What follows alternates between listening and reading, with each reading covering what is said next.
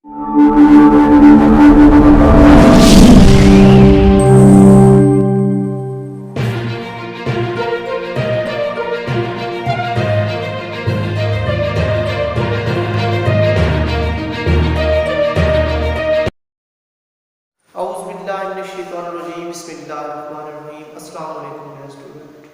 उम्मीद है कि आप सब खैरियत से होंगे और मैं अल्लाह ताला से दुआ हूँ कि अल्लाह ताला आपको हमेशा खुश रखे।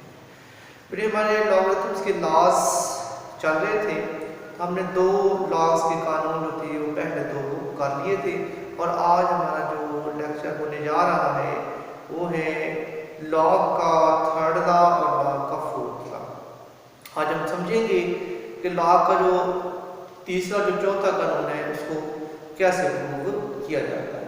आज बेटे तो आते हैं अपने लेक्चर पर। तो आज जो हमारे पास लॉ का थर्ड लॉ है, लॉ का थर्ड लॉ होता है लॉ m, इसका एक्सपोनेंट होता है n base a is equal n start में आ जाता है log m base a।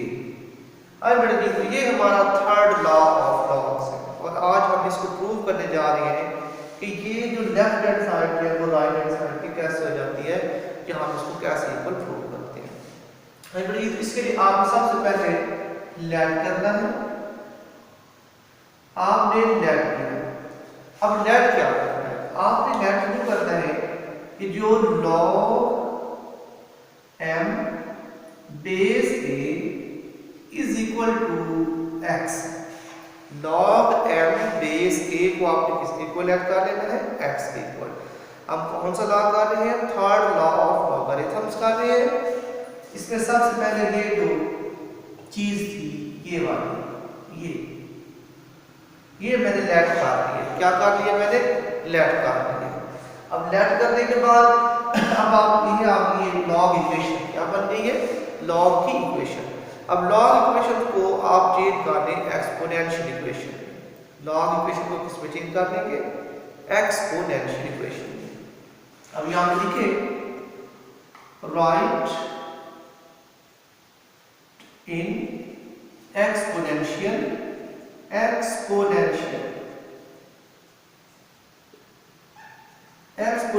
Equation. आप इसको किस में लिख रहे हैं, एक्सपोनेंशियल इक्वेशन। इसमें जा रहे हैं एक्सपोनेंशियल इक्वेशन में, ये बेस लिखा जाएगा और इक्वल में जो है वो नंबर में इसका एक्सपोनेंट बन जाएगा, और लॉग किसका था, m का था, तो m ढूंढना वो इक्वल। सबसे पहले लेट किया, लेट करने के बाद लॉग इक्वेशन को हमने किस में चेंज कर लिया है, एक्सपोनेंशियल इक्वेशन। अब देखिए अब बोथ साइड्स पर आप nth पावर ले लें, क्या ले लें, nth पावर। अब देखेंगे taking nth power on both sides. अब यहां पर टेक कर लेंगे taking nth power nth power ले लें ऑन बोथ साइड्स के लिए मैंने bs शो किया, सिंपली bs। बोथ साइड्स का हमें क्या लेना है, nth पावर। देखिए a x है तो ये इसकी पावर होगी m, तो ये m है तो इसकी पावर भी होगी m। दोनों साइडों पे हमने क्या कर लिया, nth पावर ले लिया। अब देखिए तो a ये बन जाएगा nx और ये बन जाएगा m की पावर n। हाँ जी, अब आप जो करें, आप इसको लॉग इक्वेशन की फॉर्म में लिखें। ये एक्सपोनेंशियल इक्वेशन की फॉर्म है, तो इसको दोबारा से आपको किस में चले जाना है, इन लॉग इक्वेशन फॉर्म। राइट इन लॉग इक्वेशन फॉर्म, तो आप इसको लॉग इक्वेशन फॉर्म में दोबारा लिखें। तो यहां पे लिख लें राइट इन लॉग इक्वेशन। आप इसको किस में लिख रहे हैं, लॉग इक्वेशन। लॉग लिखा जाएगा,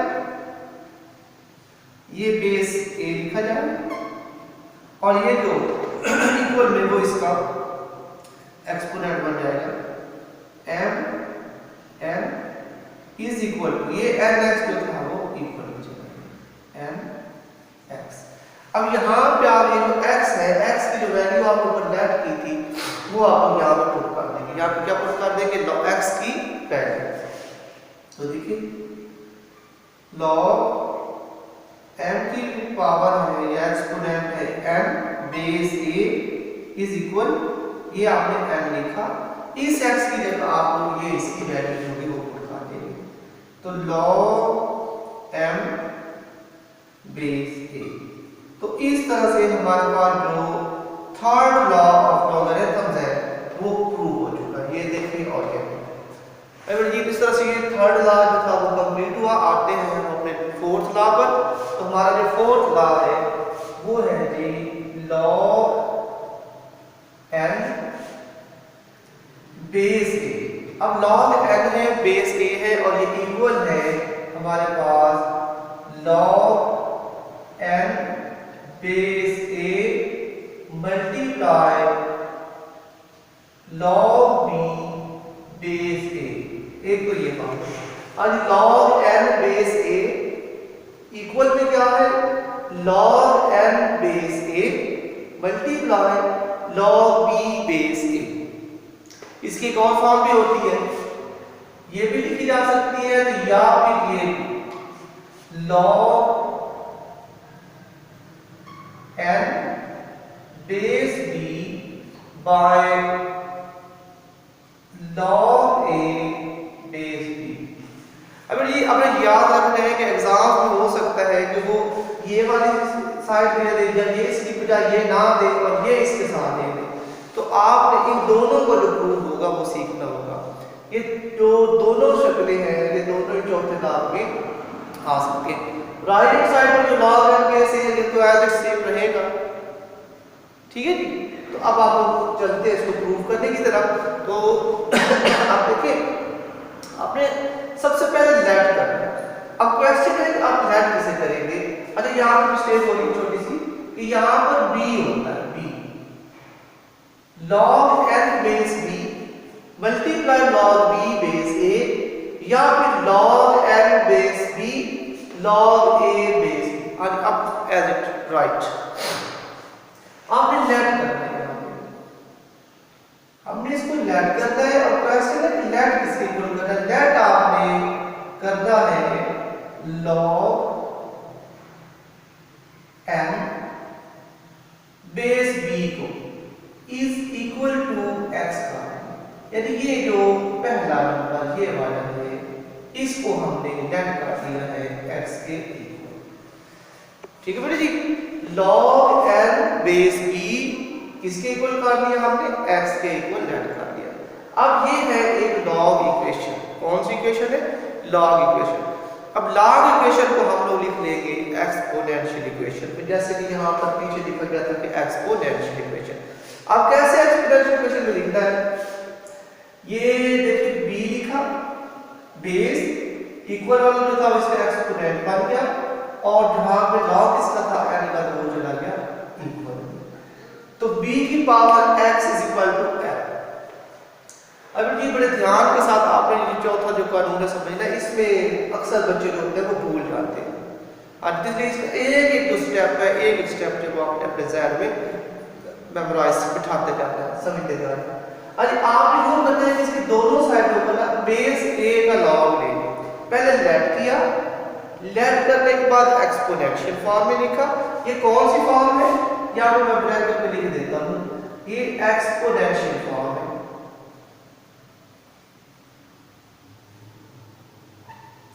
एक्सपोनेंशियल फॉर्म आपने एक्सपोनेंशियल फॉर्म लिखी है।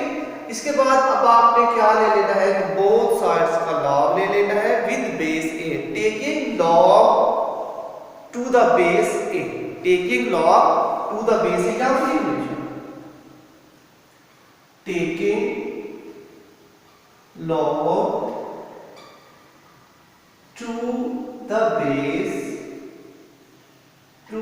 base a। आपने a बेस का दोनों तरफ क्या ले लेना है? log ले लेना है। देखिए यहां पर दिया गया log, इसका लॉग लें बी एक्स बेस इसका ए, हमने यहाँ पे लिखा है, हमने लॉग लेना है विद बेस ए लेना है। इधर भी यूं मान लें कि ये देखिए लॉग एन बेस ए, ये हमने कर दिया। अब ये हमने इसमें लॉग ले लिया है। अब आप देखिए यहाँ पर कि ये एक्सपोनेंट है इसका x log b base a, इसको ऐसे लिखे log m बेस a। अच्छा ये हमने किसके तहत लिखा है? ये हमने लिखा है अकॉर्डिंग टू थर्ड लॉ। हमने थर्ड लॉ में पढ़ा है कि जो एक्सपोनेंट होता है, जो पावर होती है, वो स्टार्ट में आ जाती है लॉग में। देखिए प्रूफ में भी हमने करके दिखाया था। यहाँ पे रेफरेंस के तौर पे लिख दें according to third law, according to third law, third law of क्या है? लॉग के तीसरे कानून के मुताबिक हमने ये बात लिखी है। तो यहाँ से ये बात लिखी गई है, ये किसके मुताबिक लिखी गई है? लॉग के तीसरे कानून के मुताबिक। अब लॉग के तीसरे कानून के मुताबिक लिखने के बाद अब आप देखिए कि आपको जो x है वो किसके इक्वल है? x की वैल्यू जो ये यहाँ पर है, ये x है, ये वैल्यू है, ये वैल्यू इस x की जगह पुट कर दी जाएगी। तो यहाँ पे देखिए इस x की जगह लिखा जाएगा log n बेस b, साथ मल्टीप्लाई का साइन लगा, तो log b base a is equal क्या है? log n base a। अभी तो देखिए ये हमने कहा क्या बात की, यहाँ पे आप इस ब्रैकेट्स में यहाँ पे लिख लें put the values of x, putting the value of x, जब हमने यहाँ पे x की वैल्यू पुट की है। हाँ जी, तो यहाँ पे लिख लिया put the value of x, कि हमने यहाँ पर x की वैल्यू जो थी वो पुट की। तो जब x की वैल्यू हमने पुट की है तो ये पहली जो चीज थी हमारे पास आ गई है। तो मैं इसको जरा रेट कर जो log n बेस a है, इसको स्टार इधर भी लेफ्ट साइड पे लिख ले, इसको राइट साइड पे लिख। तो log n base b multiply log b base a। हाँ, तो ये अब इसको देखें और ये first statement log n base a, log n base a, log n base b, log n base b multiply log b base a, log b base a। It means कि आपने इसकी जो पहले वाली कंडीशन थी या से और से पहले वाली वो हमने कर दी, ये वाली चीज हमने प्रूव कर दी है। अब बात ये आ गई कि अगर हमारा पेपर में ये चीज आ जाती तो फिर इसको कैसे करें? आपने याद रखना है कि जब ये चीज आए तो यहां तक तो आपने करना ही करना, यहां तक आपने करना ही करना। अगर ये चीज आ जाती तो फिर आगे करने की जरूरत नहीं है, यहां तक तो आपने हर सूरत में करना ही करना है इस क्वेश्चन को सॉल्व। अच्छा, तो जब ये आ जाएगी तो फिर इसके बाद आप क्या करेंगे? आप लोगों ने यहाँ से इसी को थोड़ा सा कंटिन्यू करना है कि यहाँ से आप जस्ट पुट कर देना, पुट करने से पहले इसको नाम दे देना इक्वेशन नंबर 1। जब पुट करता है तो इक्वेशन नंबर 1 का जब प्रूव यहाँ तक हो तो फिर तो बात देने का नाम ही नहीं देना ही नहीं। जब आने तो इसको पुट करे आप लोग प्रूव करे ये इसके इक्वल, तो फिर आपको पुट करने वाला सिलसिला आगे करना और इसको इक्वेशन नंबर 1 का नाम देना। तो देखिए ये पुट किसको करता है कि आप इस लॉग के अंदर जो n है उसको आपने a के इक्वल पुट कर दिया। इस लॉग के अंदर जहां जहां आपको n नजर आ रहा है वहां पर आप लोगों ने a को पुट कर देना। क्या कर देना? a। देखिए फर्स्ट ऑफ ऑल हमारे पास लॉग है, तो यहाँ पे मेरे n नजर आ रहा है तो मैंने यहाँ पे a लिख लेना a। अब देखिए लॉग यहाँ पर n है तो इस n की जगह भी क्या लिखा जाएगा? a। बाकी है बाकी जो ये चीजें आप ऐसे ही लॉग b बेस क्या है इसका? Base a। बेस यहाँ पे लिखी जाएगी बेस a, ये चीज आ गई। अब हमने क्या पुट किया है कि जहां जहां हमारे पास क्या था n, वहां हमने क्या हटा दिया है n को पुट कर दिया।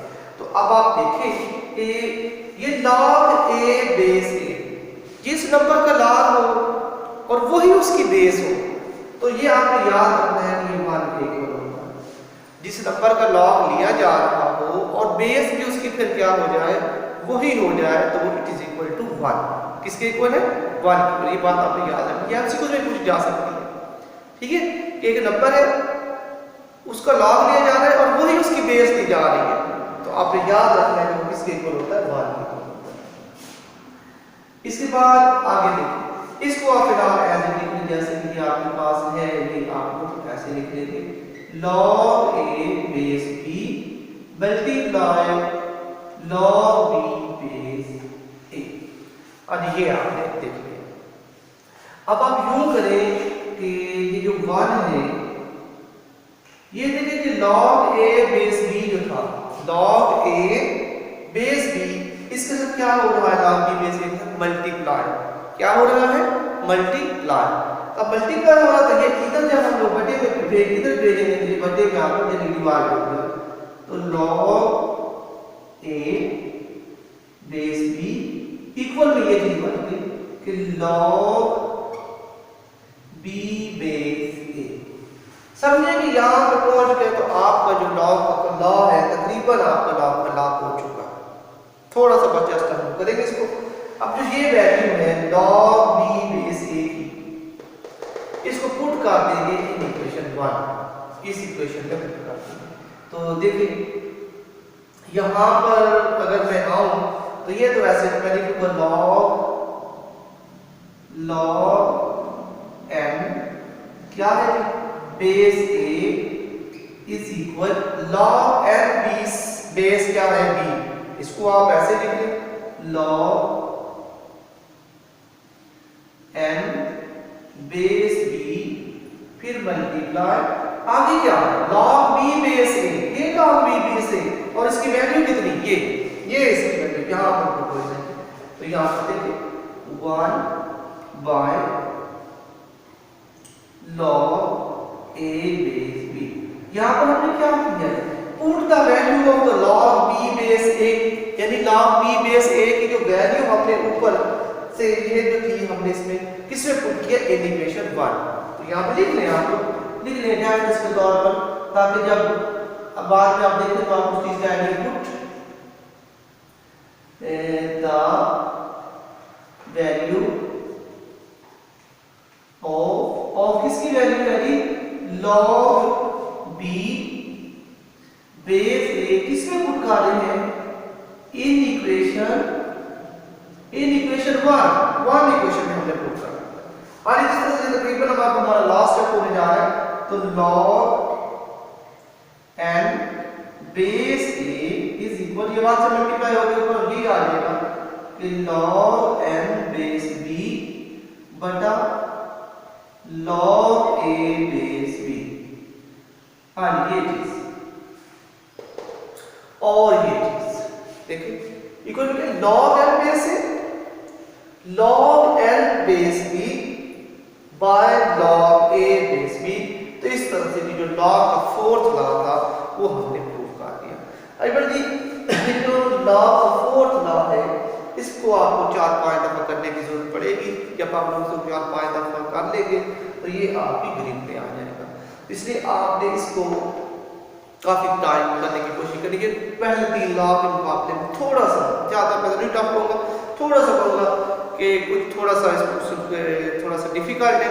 इसलिए कि जब एक दफा आप इसके ऊपर ग्रिप बन जाएगी तो फिर बाद में आपको इसकी जरूरत नहीं पड़ेगी बार बार करने की। तो इंशाल्लाह आप इसको करें तो इंशाल्लाह ताला ये आपको जरूर समझ में आ जाए। उम्मीद है कि आप लोगों के साथ आज का जो लेक्चर मैंने दिया है ये आप लोगों के लिए मुफीद रहा होगा और आप इससे खूब मुस्तफीद होंगे इंशाल्लाह। अल्लाह ताला आपका हामी और नासिर हो। अल्लाह हाफिज़।